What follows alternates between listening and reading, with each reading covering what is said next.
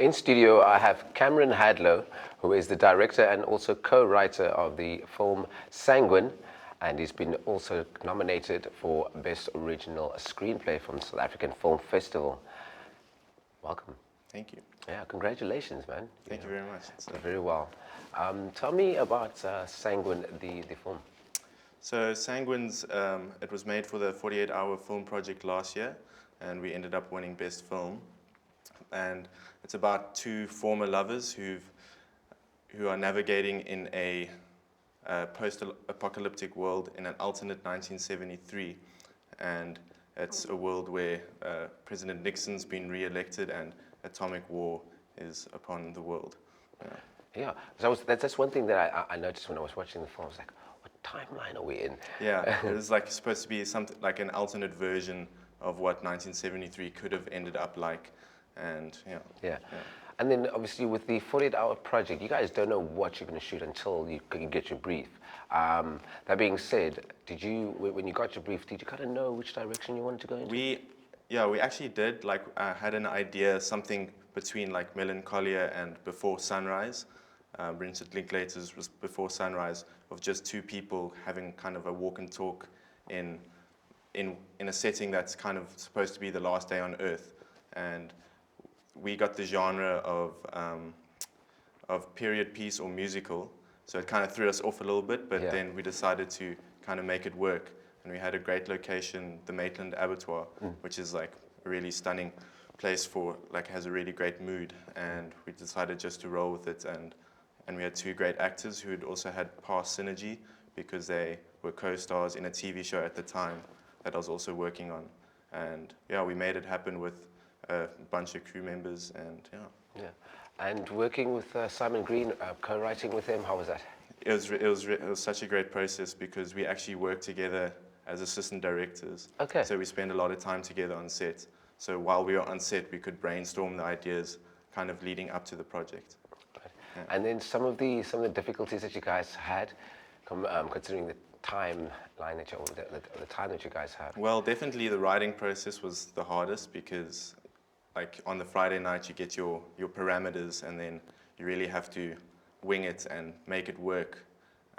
So yeah, there wasn't a lot of sleep involved. Yeah. But under that pressure, we also blossomed. So it was a great process. What do you enjoy more, the writing process or directing, or? Definitely being on set, on the floor, directing. Yeah. Directing, yeah. And then if you had to give sort of like anybody advice that's an up-and-coming director who kind of want to go into the direction that you have, what would you say it would be? Being this is actually the first short film I've made, I would say just do it. It's your first one? This was the first film that I made. Wow, Yeah. okay. But I've worked on set for 5 years now as an assistant director. So it was really, I'd say just go out and just make it, even if it's whatever the result is, as long as you're making something. I know it's quite cliche to say, but just go out and do it. Yeah. Right. Yeah. How's your experience out in Rotterdam? Rotterdam was amazing. It was kind of just before kind of the peak of the COVID news, so it was an amazing experience just before normalcy kind of started to deteriorate. Yeah. So you guys were out in Rotterdam to go receive your award for the Best Original Screenplay, Best Lead Actress, and... Well, that was for the Cape Town leg. Yeah. We got awards for Best Cinematography, Best Film, Best Actress, Best Production Design, and Best Original Song. And the international leg of the competition was in Rotterdam, where we competed with, I think, about 80 other countries. And we got an award for Best Original Song, which Claire Hessam got, which amazingly she actually wrote overnight on the Saturday night of the edit of the 48 hours. So it was literally a song made in about 12 hours, which was an amazing achievement for her. Yeah. What were some of the references you guys gave her to go with the score? So, yeah, with the references of Melancholia, and because Melancholia also has kind of a world-ending theme, we kind of went towards something like that, as well as Before Sunrise. Yeah. And she actually had something in mind, and then she kind of capitalized on that once the edit started to come together. Yeah. And for the future, what does it hold for the award-winning Cameron? yeah, I would love, just want to make some more short films, and there's a film in development now called D for Fung, which we're trying to get off the ground.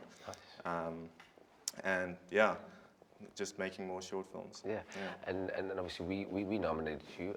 What would it mean for you to win an award? It would mean so much because it's one of the first things I've made, and to kind of have that validation, to be able to kind of believe in myself more, that it is actually possible, and like the dreams that I have are actually tangible.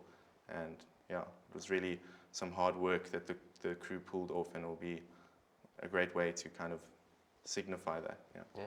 And if we want to stalk you, where can we find your things? You can find me on Instagram as Cameron Hadlow, and on Vimeo as Cameron Hadlow as well.